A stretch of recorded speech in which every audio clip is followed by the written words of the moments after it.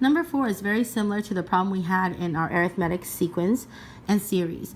So here you see how this is the last term. This is really n terms, n number of terms. So if you are looking for the sum, following the formula, this is the formula for finite number. This is considered finite number. You have a1, which is 1/4, times 1 minus.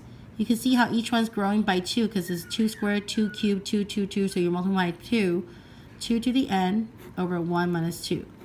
In these cases, there's not a lot you can do to simplify, so you just simplify as much as you can, subtracting the bottom here, and that will allow you to change the top, flip it around to be 2 to the n minus 1 all over 4.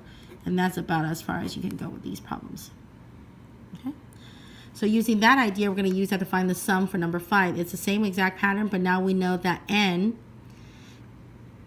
the last term here is defined as 14, but notice that up here, the last term is defined as n minus 1.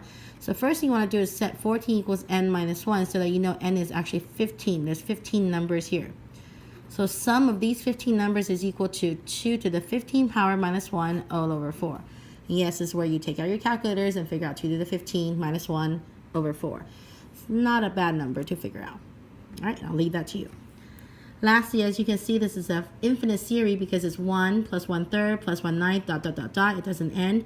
And you can also notice that your ratio is 1/3. If you multiply by 1/3, you'll get the next number. So in this case, you know that your A1 is 1, your ratio is 1/3.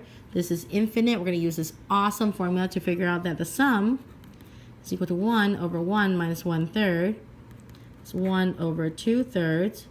Flipping your fraction because you're dividing by a fraction. Your final answer is 3/2. 1.5 will sum up this whole thing. All right, that's it.